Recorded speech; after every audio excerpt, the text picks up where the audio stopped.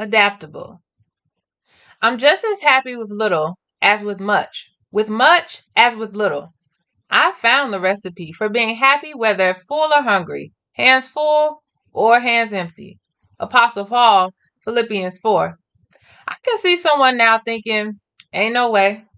But Paul did learn to be content, whatever the circumstance. How did he do it? Because he came to know whatever he had, wherever he was, and Paul knew chains, that he could make it through anything in the one who made him who he was. And so can we. Paul learned the secret of living in every situation. He knew how to live having everything or almost nothing. Now, he didn't say this, but I gather it means we must become better adapters, more adaptable than our usual, despite how we've had it in times past. Not considering ourselves higher than we ought, or that we completely understand the sufferings of another.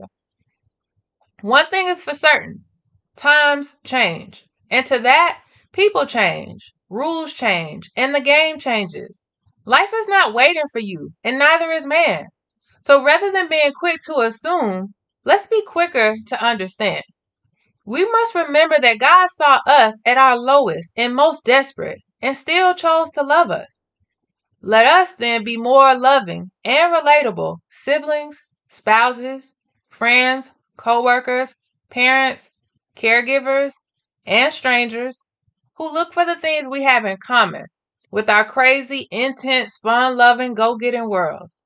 Embrace them, stand by them, encourage them, better them, free them. I'm a free man, nobody's slave, but I make myself everybody's slave in order to win as many people as possible. Paul once again in 1 Corinthians 9. If you didn't know any better, you would think that was maybe Christ himself. But no, this was a full-on man like you and me. It was the choice Paul made for his life. Yes, he knew what it was like to live free. Yet he also understood that greater was coming and found the bigger blessing in the temporary sacrifices of bringing along his brothers and sisters. Although he bore a promise, he didn't want to bask alone. He chose to share and share freely. He was about saving one man, then another. Let's clarify though. Paul's sacrifice didn't come with lollipops and roses. It came with chains and pain. Paul became all things to all men, and that was how he fulfilled his ministry. He was a model for men and women, great and small. He knew how to live according to the law when living among one group, and how to live apart from the law without ignoring it when living with another. While Paul turned from his past ways, he didn't forget what he'd come from. His past is what gave him an edge that caused him to walk through the New Testament like none other. By finding common ground with everyone, he was able to save some folks, and that was what he wanted. Christ had already come to save the world. He was simply determined to work on the peace God had entrusted him with. You may not be Paul, but you are you. Finding contentment in turbulent times is tough, but we still have assignments. Something God purposed for each of us to do. When we move, God responds to our faith, and we can rest assured He won't leave us hanging. How adaptable have you been lately? Is there anything you've embraced?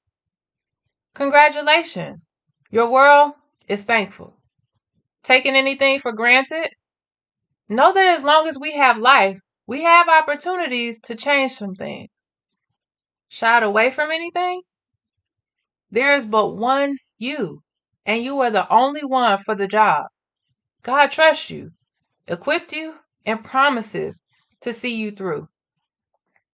Vulnerability isn't easy at any level, but the more times we leap out on faith, the sooner it becomes less challenging.